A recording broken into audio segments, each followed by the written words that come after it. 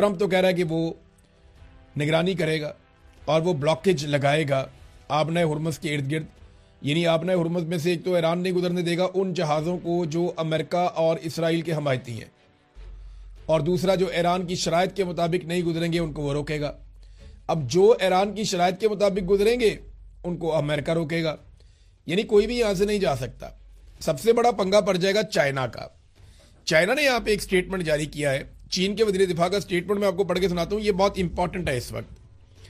چین کے وزیر دفاع ایڈمرل ڈونگ جون، انہوں نے ایک مختصر بیان جاری کیا جس میں انہوں نے کہا کہ آبنۂ ہرمز کے ذریعے ایرانی بحری تجارت کی امریکی ناکہ بندی کے پہلے سے اعلان کردہ وقت کے عین مطابق انہوں نے جو ہے وہ اپنا ایک سٹیٹمنٹ جاری کر دیا ہے۔ ہم دنیا میں امن اور استحکام کے لیے پرعزم ہیں۔ ہم مشرق وسطیٰ کی صورتحال کی نگرانی کر رہے ہیں۔ ہمارے جہاز آبنۂ ہرمز کے پانیوں میں مسلسل آ اور جا رہے ہیں۔ چین نے کلیئر کیا کہ ہم آبنۂ ہرمز کے پانیوں سے گزر رہے ہیں، ہم جا بھی رہے ہیں، ہم آ بھی رہے ہیں، مسلسل ہم ٹریول کر رہے ہیں۔ ایران کے ساتھ ہمارے تجارتی اور توانائی کے معاہدے موجود ہیں، ہم ان کا احترام اور پاسداری کریں گے اور دوسروں سے بھی توقع رکھتے ہیں کہ وہ ہمارے معاملات میں مداخلت نہیں کریں گے۔ یہ ہے سب سے امپورٹنٹ۔ یہاں امریکہ کا نام لیے بغیر انہوں نے کہا کہ دوسروں سے بھی ہم توقع رکھتے ہیں کہ وہ ہمارے معاملات میں مداخلت نہیں کریں گے۔ آبنۂ ہرمز ایران کے کنٹرول میں ہے اور یہ ہمارے لیے کھلا ہے، یہ انہوں نے کلیئر کر دیا۔ اس ناکہ بندی کا مقصد پورا مقصد ہے چین کو ایرانی تیل کی ترسیل روکنا ہے۔ امریکہ چین کے ساتھ فوجی تصادم کا خطرہ مول نہیں لے سکتا اور نہ ہی لے گا، لہذا یہ ناکہ بندی پیدا ہونے سے پہلے ہی دم توڑ چکی ہے۔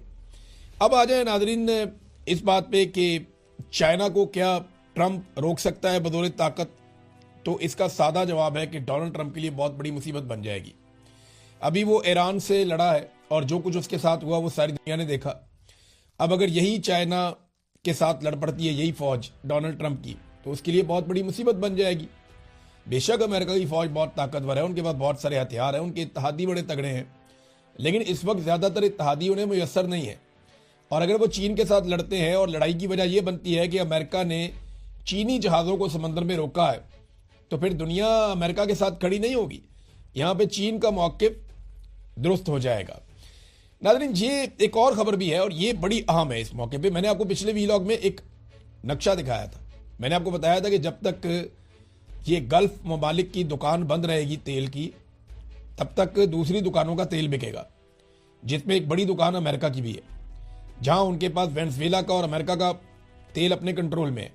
وہ دنیا کے سب سے بڑے ذخائر ہیں تیل کے، لیکن کیونکہ فاصلہ بہت زیادہ ہے تو پریورٹی اتنی نہیں رہتی دنیا کی وہاں پہ۔ اب آبنۂ ہرمز والی جو دکان ہے وہ بند ہو گئی ہے، گلف والی دکان بند ہے فی الحال۔ وہاں پہ ایران کا ایک بلاکیج تھا، اب امریکہ نے بڑا بلاکیج لگا دیا ہے، تو جب وہ دکان بند ہے تو پھر امریکہ کی دکان چلے گی۔ اطلاعات کے مطابق بہت بڑی تعداد میں خالی ٹینکرز بڑھ رہے ہیں امریکہ کی جانب تاکہ وہاں سے وہ تیل بھروائیں اور تیل بھروانے کے بعد وہ اپنے اپنے ملکوں میں واپس تیل لے کر جائیں اور ان کا انرجی کا کرائسس نہ رہے۔ اب اس میں نا ایک سعودی عرب کے سوشل میڈیا انفلوئنسر ہیں اور لکھاری ہیں بڑے زبردست، انہوں نے ایک تبصرہ کیا ہے، نام ہے ان کا عبدالسلام صالح۔ یہ جو انہوں نے تحریر لکھی ہے نا یہ بڑی امپورٹنٹ ہے۔ انہوں نے لکھا اپنی پوسٹ کے اندر کہ حکومت کی تبدیلی کے سراب سے بحری قزاقی تک، یعنی یہ حکومت تبدیل کرنے گئے تھے، رجیم چینج کرنے گئے تھے اور اب بحری قزاقی تک آ گئے ہیں۔ ٹرمپ کس طرح خلیجی دانش کے ساتھ غداری کر رہے ہیں، ٹرمپ کو ایک غدار انہوں نے قرار دیا، یہ اب سعودی رائٹر ہیں۔ اور سعودی عرب کے سوشل میڈیا میں اب امریکہ کو ویسے نہیں دیکھا جاتا۔ جو کوئی بھی ٹرمپ کی ذہنیت کو سمجھتا ہے وہ جانتا ہے کہ ڈیلر اور سرمایہ کاری کا آدمی ہے، چاہے اس کے لیے جنگ کے پتے ہی کیوں نہ کھیلنے پڑ جائیں اور چاہے اس کی قیمت اس کے نام نہاد اتحادیوں کو ہی کیوں نہ چکانی پڑ جائے، وہ تو پیسہ ویسے ہی بناتا ہے بس۔ خلیجی ممالک ترکی اور پاکستان کو علاقائی جنگ میں گھسیٹنے میں ناکامی اور نیٹو اور یورپ کی جانب سے سخت رد عمل کا سامنا کرنے کے بعد، یعنی خلیجی ممالک بھی نہیں لڑے، پاکستان بھی نہیں لڑا، ترکی بھی نہیں لڑا، مصر بھی نہیں لڑا اور یورپ بھی ان کے ساتھ نہیں آیا اور نیٹو بھی ان کے ساتھ نہیں آیا، تو جب اتنی زبردست ناکامی ہوئی تو اس کے بعد ٹرمپ نے امن پسند نظر آنے کے لیے 2 ہفتوں کی جعلی جنگ بندی کا ڈرامہ رچایا۔ حقیقت میں وہ جنگی زبان میں سرمایہ کاری کی تیاری کر رہا تھا۔ ان کا وفد ایرانی ہٹ درمی کا بہانہ بنا کر مذاکرات سے اس لیے بھاگا تاکہ وہ اپنے اصل منصوبے کا آغاز کر سکیں۔ اب اصل منصوبہ کیا ہے؟ وہ یہ کہتے ہیں کہ اب وہ آبنائے ہرمز میں ایک بحری آپریشن شروع کر رہے ہیں اور دعویٰ کر رہے ہیں کہ وہ ایرانی ٹول ٹیکس کو روک رہے ہیں۔ تلخ حقیقت یہ ہے کہ وہ خلیج کی شاہرگ کو دبا رہے ہیں، جس سے روزانہ اربوں ڈالر کا نقصان ہو رہا ہے، تاکہ دنیا کو وینزویلا کا لوٹا ہوا تیل خریدنے پر مجبور کر سکیں، جسے امریکی برانڈ کے نام سے بیچا جا رہا ہے۔ یہ ہے وہ بات۔ وہ کہتے ہیں انہوں نے پہلے وینزویلا کا تیل قابو کر لیا، اب اس تیل کو بیچنے کے لیے ان کو بڑی مارکیٹ چاہیے، اور مارکیٹ جو ہے وہ پہلے تیل لے رہی تھی آبنائے ہرمز کے رستے سے۔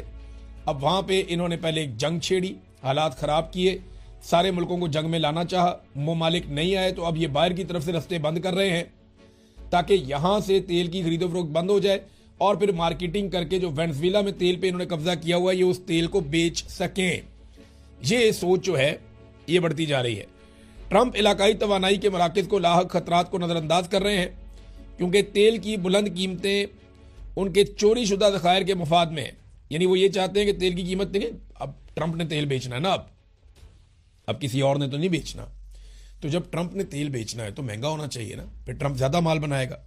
تو اب وہ یہی کہہ رہے ہیں کہ وہ قیمتیں بڑھیں گی، اس سے فائدہ ہوگا، اور امریکی مقامی گیس کی قیمتوں کے بارے میں میڈیا کے ڈراموں سے دھوکہ نہ کھائیں۔ پردے کے پیچھے یہ خالصتاً ایک طرح کی قذاقی ہے تاکہ عالمی شریانوں کا گلا گھونٹ کر اپنا لوٹا ہوا مال مہنگے ترین داموں میں بیچا جا سکے۔ اب یہ سعودی عرب کی سوچ ہے، وہاں کے ایک لکھاری کی سوچ ہے۔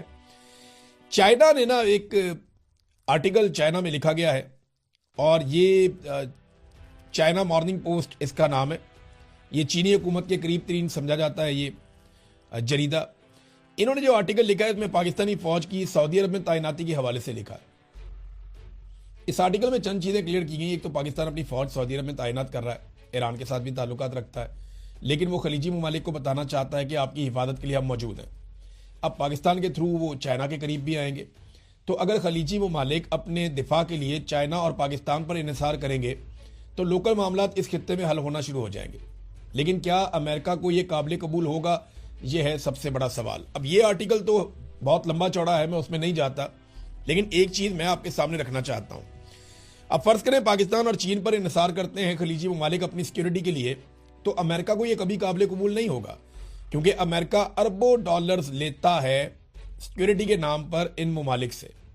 اب وہ اربوں ڈالر جب امریکہ کو نہیں ملیں گے تو کیا ہوگا؟ نمبر 2، چائنا کی چودراہٹ آئے گی تو امریکہ تو کبھی خوش نہیں ہوگا، اور اگر اس کام کو کرنے میں یا آگے بڑھانے میں پاکستان شامل ہوگا تو امریکہ پاکستان کے خلاف ہوگا۔